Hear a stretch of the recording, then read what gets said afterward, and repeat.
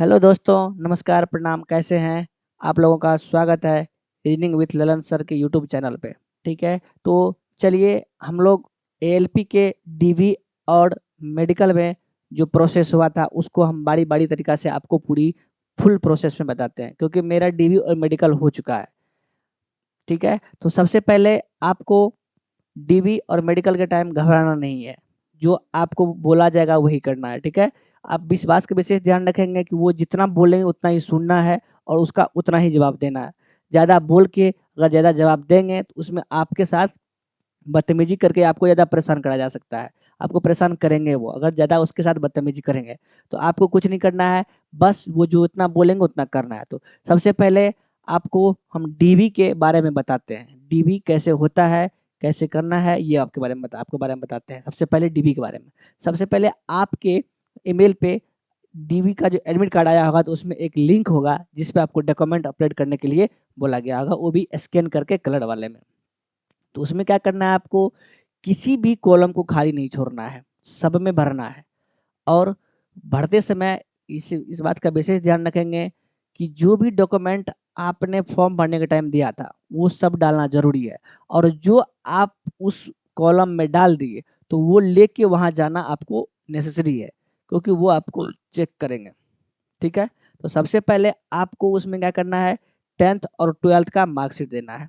10th और 12th का क्या क्या देना है आपको हम दिखा दे रहे हैं। इसमें देखिए मैंने लिख लिया था कि क्या क्या लगेगा इसमें। सबसे पहले देखिए 10th और 12th का मार्कशीट और सर्टिफिकेट, ये दोनों लेके जाना है। 10th का क्या ले जाना है, मार्कशीट और सर्टिफिकेट। और दूसरी बात 12th का भी मार्कशीट और सर्टिफिकेट। उसके बाद अगर आप आईटीआई लगाए हैं या आईटीआई किए हैं तो आईटीआई वाले, या जिसने डिप्लोमा किया तो डिप्लोमा वाले, या बीटेक किया है जिसने बीटेक वाले, सबको क्या करना है, ईयरली वाइज मार्कशीट ले जाना है। ठीक है, और सर्टिफिकेट भी ले जाना है। तो उसमें हम लोगों को क्या हुआ था, आईटीआई वाले को खास सर क्या हुआ था कि आईटीआई वाले को फाइनल ईयर में ही ईयर 1 ईयर 2 करके मार्कशीट मिल गया था और सर्टिफिकेट मिल गया था। हम लोग वही अपलोड किए थे, वही लेके गए थे। तो लेकिन आप लोगों को ऐसा नहीं करना है। आप लोग को क्या करना है, सबसे पहले एनसीबीटी या एससीबीटी साइट पे जा करके ईयर 1 ईयर 2 का मार्कशीट डाउनलोड कर लेना है, कलर प्लेट में निकाल लेना है और उसी को क्या करना है कि उसमें अपलोड कर देना है। किसी एक कॉलम में बना लीजिएगा आईटीआई वाले करके, आईटीआई करके उसमें आईटीआई का year wise first year second year, फिर जो साथ मिला था फर्स्ट ईयर सेकंड ईयर करके वो, और फिर मार्कशीट और सर्टिफिकेट, ये तीनों क्या करना है आपको मर्ज करके अपलोड कर देना है। ये भी ऐसे करना है। अगर ईयर वाइज नहीं रहेगा तो आपको बाहर कर देगा या आपको बोलेगा कि आप डाउनलोड करके आओ और फिर आप करो। इसमें क्या होगा कि आपको परेशानी होगी, आपको इसमें थोड़ा दिक्कत होगा। और आपको उस दिक्कत होने से क्या होगा कि आपको मेडिकल के लिए लेट से बोलेगा तो फिर आपको मेडिकल सेंटर पे जाने में समस्या हो सकती है, क्योंकि ये दूर भी भेज देता है। 250 300 किलोमीटर 200 किलोमीटर तक इतना डिस्टेंस में रहता है, उतना दूर में आपको दूर भी भेज देगा। तो उसके बाद क्या करना है, देखिए ओबीसी बना होगा। ओबीसी आप लोगों ने फॉर्म भरने टाइम पे बना के दिया होगा केंद्र सरकार वाले। आप जिस किसी ने भी बिहार सरकार वाला का दे दिया है तो उसको भी कोई दिक्कत नहीं, उसको एफिडेविट बनवा लेना है कि हम भी उस समय ओबीसी में ही थे, तो उसके लिए कोई दिक्कत नहीं हो रहा है। तो ये करना है क्या, ओबीसी अंदर फिर क्या करना है, न्यू ओबीसी जो बनाया है या रेलवे फॉर्मेट बनाया है, नया वाला ओबीसी सीओ लेवल और एसडीओ लेवल डीएम लेवल तीनों ऑनलाइन फॉर्मेट पे आप बनवा लीजिएगा। क्योंकि डीएम लेवल का बनवा लीजिएगा तो बढ़िया रहेगा, नहीं तो आर या मतलब एसडीओ लेवल तक भी चलेगा। रेलवे फॉर्मेट पे तो सिर्फ एसडीओ लेवल तक ही चल सकता है, चलेगा। एसडीओ लेवल तक बनवा लीजिएगा, कोई दिक्कत नहीं है। ये हो गया आपको ओबीसी के बारे में। ठीक है, उसके बाद क्या है, आधार कार्ड लेना। आधार कार्ड वो भी ओरिजिनल वाले आधार कार्ड ले जाना है, कट पीस वाला ले नहीं जाना है, क्योंकि अगर दिक्कत हो जाएगा तो फिर समस्या हो जाएगा। आपको क्या ले जाओ, ओरिजिनल आप स्टूडेंट ओरिजिनल ही लेके जाओ। फिर CBT 1 CBT 2 और सैको का एडमिट कार्ड और डीबी का एडमिट कार्ड और एक फोटो लेकर आपको वहाँ बुलाएगा। कम से कम 10 पीस फोटो ले लीजिएगा, वो भी रिसेंट में जो फोटो आप खिंचवाए हैं। और ध्यान रखेंगे कि फोटो खिंचवाने के टाइम आपका बैकग्राउंड व्हाइट भी होना चाहिए, क्योंकि व्हाइट वाले बैकग्राउंड कहीं भी आपको नहीं छाटेगा, क्योंकि देखिए सब बोर्ड का अलग अलग नियम होता है। मेरे बोर्ड में सभी कलर वाले बैकग्राउंड वाले कलर को लिया गया था। किसी किसी बोर्ड में ये है क्या कि आपके बैकग्राउंड को व्हाइट ही होना चाहिए, फोटो का बैकग्राउंड, तभी आपको लेंगे। नहीं तो आपको फिर से फोटो बनाना पड़ेगा। उस टाइम होता क्या है कि फोटो तो बन ही जाती है, लेकिन ये है कि आपको घबराहट हो जाएगी, जो आप करना चाहेंगे वो एक बार में होगा नहीं। ठीक है, इसलिए आप इस चीज़ का विशेष ध्यान रखें। अब क्या हो गया, आपका डीबी का काम हो गया कंप्लीट। ठीक है, और डीबी के दौरान आपको फुल डिसिप्लिन में रहना है, बिल्कुल भी डिसिप्लिन से बाहर नहीं होना है। डिसिप्लिन से बाहर होइएगा तो फिर आपको क्या आएंगे, वहाँ रेलवे के अधिकारी जो है, कोई कोई कोऑपरेटिव होते हैं, कुछ कोऑपरेटिव नहीं होते, हालांकि जिसके पास मेरा डीबी हुआ था, ओरिजिनल डॉक्यूमेंट हुआ था, वेरिफिकेशन हुआ था, वो बहुत अच्छे थे और मुझे कोऑपरेटिव कर रहे थे। कुछ कुछ थी जो मतलब डॉक्यूमेंट वेरिफिकेशन के टाइम में कोऑपरेट नहीं कर रही थी। और ध्यान रहे कि ये सारे डॉक्यूमेंट का दो दो सेट होना चाहिए आपके पास, दो दो सेट होना चाहिए। और सीक्वेंस में जैसे ही आप जाओगे तो आपको बोल दिया जाएगा कि आपको सीक्वेंस में ये सारे डॉक्यूमेंट को सजा लेना है। और जाते ही आपको पहले सबसे पहले दो फॉर्म दिया जाएगा। एक फॉर्म दिया जाएगा, उसमें आपको रोल नंबर डालना है, फिर उसके बाद कट मार्क लिखना है। और हाँ, एक विशेष ध्यान रखिएगा, कट मार्क लिखने से आपका विजिबल कट मार्क होना चाहिए, चाहे पैर में हो या हाथ में हो, जहाँ भी हो। लेकिन ध्यान रखिए कि वो जिसके पास है उसके पास लिखना है, नहीं तो आपको क्या मेडिकल के टाइम वहाँ से भेज देंगे कि जाओ वहाँ से लिखवा के लाओ। क्योंकि क्योंकि एक लड़का के साथ हुआ कि जब हम लोग का डीबी हो रहा था, तो उस समय एक लड़का आया था लिखवाने के लिए राजकोट से। उसको क्या हुआ था कि वो अपने लिखा था ए मोल मार्क ऑन लेफ्ट, मतलब लेफ्ट आई, लेफ्ट साइड फेस पे लिखा, ऐसे लिखा था ए मोल मार्क ऑन लेफ्ट साइड, ठीक है, ऑन फेस, ऐसे फेस पे लिखा था।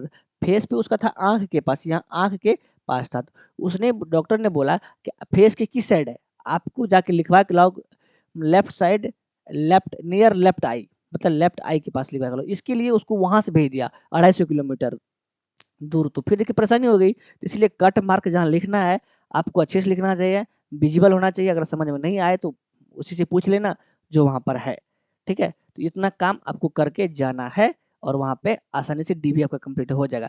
जैसे डीबी हो गया, अब क्या करना है, हम लोग मेडिकल के लिए करते हैं। मेडिकल में देखिए सबसे पहले आप जैसे ही आपका डीबी कंप्लीट होगा तो वहीं पर आपको बोल दिया जाएगा कि आपको डॉक्यूमेंट वेरिफिकेशन होने के बाद आपके हाथ में एक ऐसे करके, मतलब ये दिखा दे रहे हैं, ऐसे कलर का आपको बैंड मार देगा। क्योंकि मेरा हुआ है तो हमको बताया गया है, हमको मिला भी है।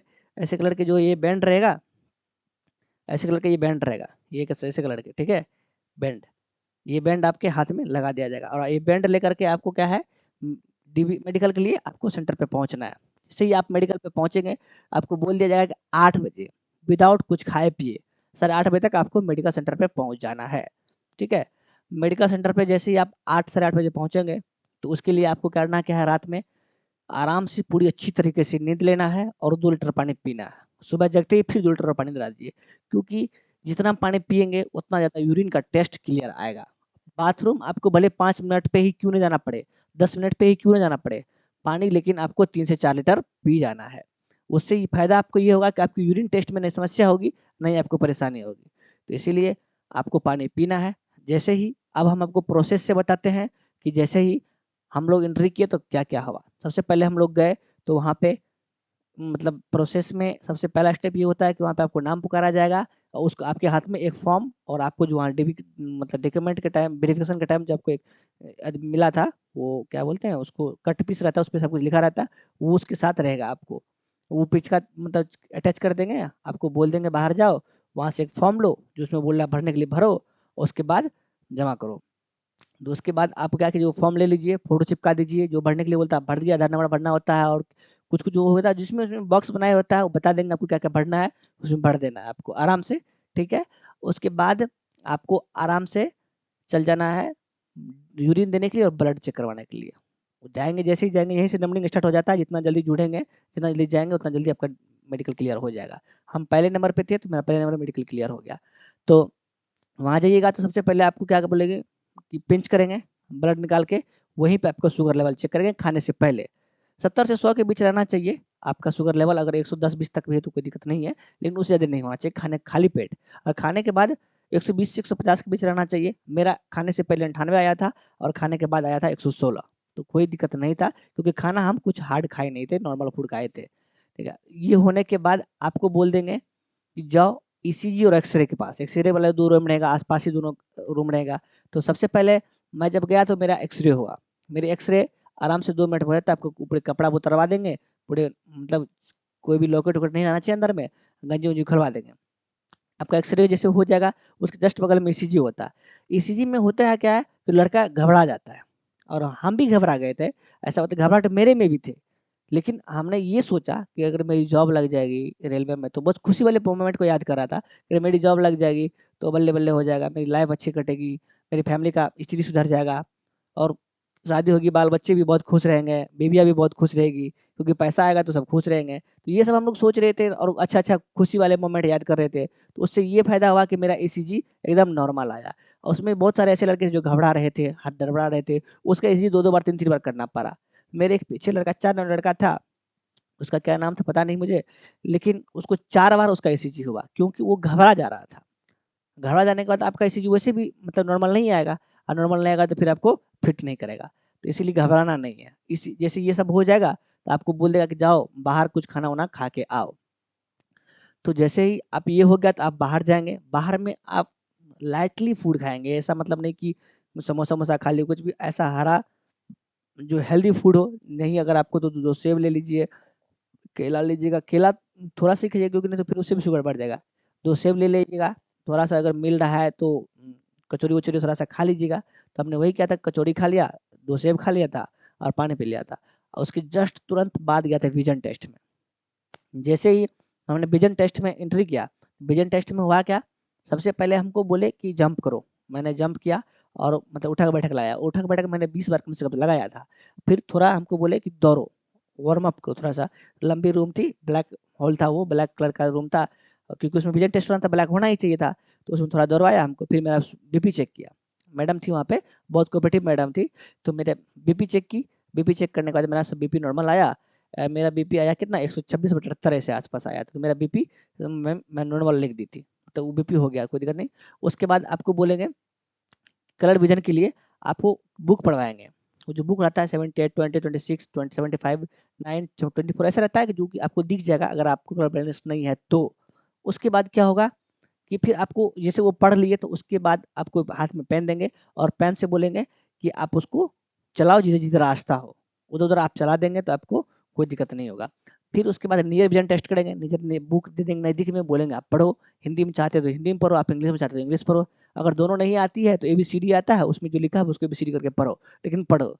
ये हो गया तो उसके बाद डिस्टेंस विज़न होगा। देखिए डिस्टेंस विज़न सबसे ज़्यादा रोल रहता है इसमें, सबसे अहम डिस्टेंस विज़न होता है। उसमें क्या करना है आपको, सी कट जो दिखाएगा ना, तो सी कट पे क्या करना है आपको, कुछ नहीं घबराना नहीं है, पूरी सीरियस होके एकदम आराम से टाइम लेकर के। ऐसा नहीं कि मैडम बोली ये क्या है? आपको तो बोला ऊपर, अप, डाउन, निपलट ऐसे ही गड़बड़ा जाएँगे आप।